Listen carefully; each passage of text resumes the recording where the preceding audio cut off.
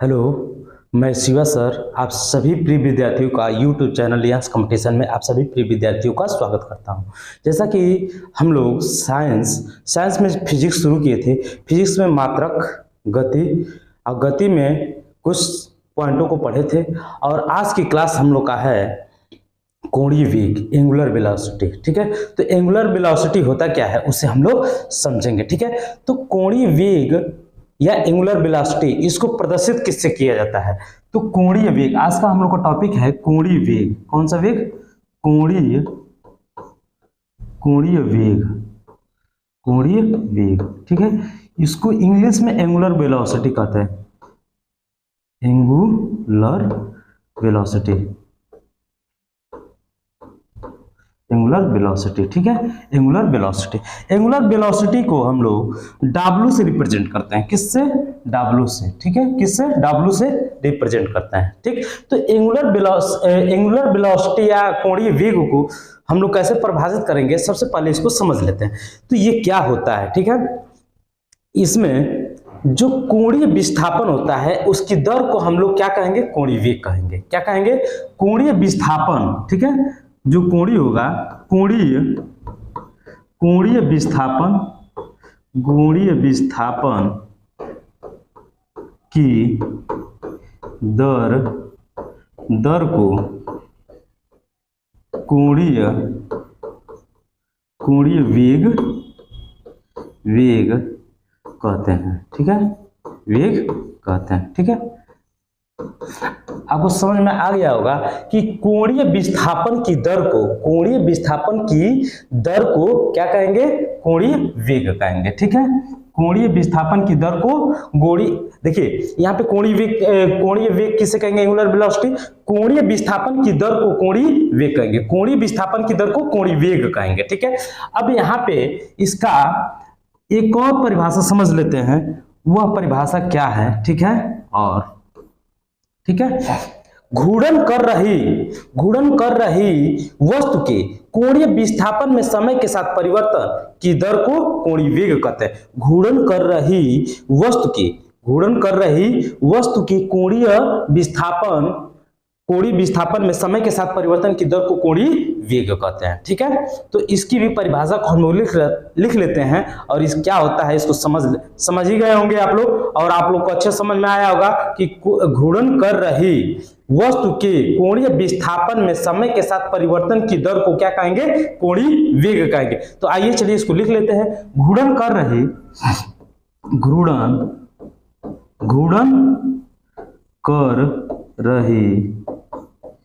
वस्तु, घूर्णन कर रही वस्तु के कोणीय विस्थापन,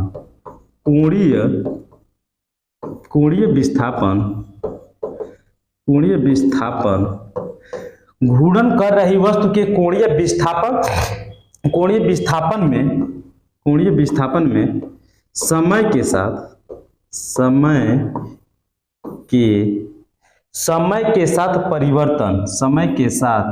समय के साथ परिवर्तन की दर को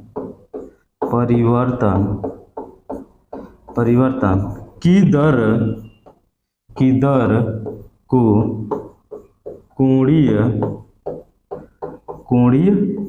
वेग कहते हैं। कोणीय वेग कहते हैं। ठीक है, तो ये आपको समझ में आएगा। घूर्णन कर रही वस्तु के कोणीय विस्थापन में समय के साथ परिवर्तन की दर को कोणीय वेग कहते हैं। अब देखते हैं जो कोणीय वेग का मात्रक होता है, कोणीय वेग का मात्रक। ठीक है, तो कोणीय वेग का जो मात्रक होगा वो क्या होगा? रेडियन प्रति सेकेंड, रेडियन प्रति सेकेंड। ये राशि कैसी होगी? कोणीय वेग, ये राशि होगी सदिश। कैसी राशि होगी? सदिश क्यों होगी? क्योंकि इसमें दिशा और परिमाण दोनों होगा, इसलिए ये कोणीय वेग होगा। ठीक है, इसलिए ये सदिश राशि होगा। ठीक है, अब देखेंगे यहां पे हम लोग इसमें कि ओमेगा मतलब कोणीय वेग का जो सूत्र होगा वो क्या होगा, W equal to theta upon T, ठीक है, W equal to theta upon T, ठीक है। एक और ये पॉइंट हमारे पास मिल गया, ठीक है। अब देखेंगे कि यन चक्कर में, ठीक है, मतलब 1 सेकेंड में यन चक्कर अगर लगता है तो उसका सूत्र क्या होगा, ठीक है। तो 1 सेकेंड में यन चक्कर, ठीक है, यन चक्कर लगता है तो यहां पे इसका सूत्र क्या होगा हमारे पास 2 पाई यन, ठीक है, 2 पाई यन, ठीक है। तो कोणीय वेग में हम लोग समझ गए कि कोणीय विस्थापन की दर को हम लोग क्या कहते हैं, कोणीय वेग कहते हैं। गुणन कर रही वस्तु के कोणीय विस्थापन में समय के साथ परिवर्तन की दर को क्या कहते हैं, कोणीय वेग कहते हैं। ये इसका मात्रक क्या होता है, रेडियन प्रति सेकेंड।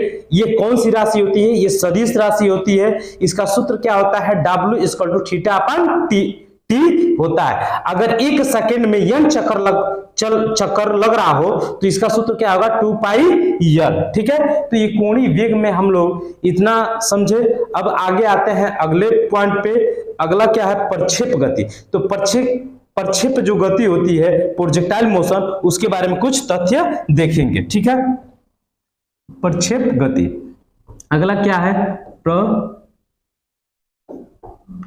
प्रक्षेप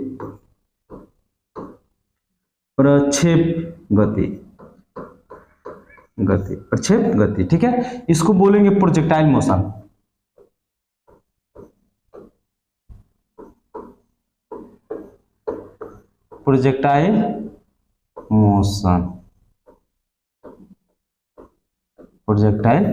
ठीक है, प्रोजेक्टाइल मोशन। तो सबसे पहले प्रोजेक्टाइल मोशन जो होता है या प्रक्षेप गति, ये क्या होता है, प्रक्षेप गति, ठीक है, प्रक्षेप गति एक द्विविमीय गति है, अर्थात ये समतल में गति है। अर्थात क्या है, ये समतल में गति है। प्रोजेक्टाइल जो मोशन होता है वो कैसा है, यह एक द्विविमीय गति है, अर्थात यह समतल में गति है, ठीक है।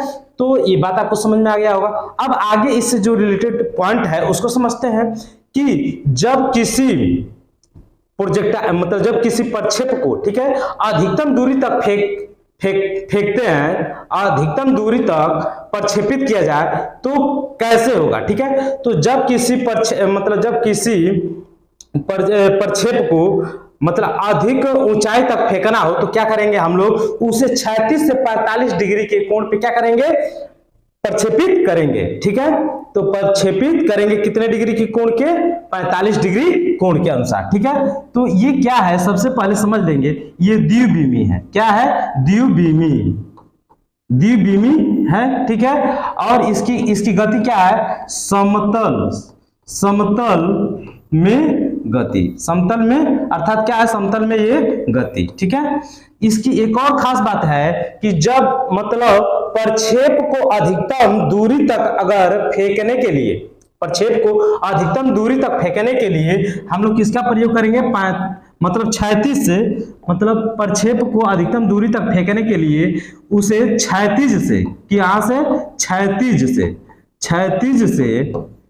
क्षैतिज से 45 डिग्री कोण पर क्या किया जाएगा, प्रक्षेपित किया जाएगा, ठीक है। किसी प्रक्षेप को अगर अधिक दूरी तक फेंकना हो तो उसे हम 36 से 45 डिग्री के कोण पर प्रक्षेपित करेंगे। तो ये बात आपको समझ में आ गया होगा।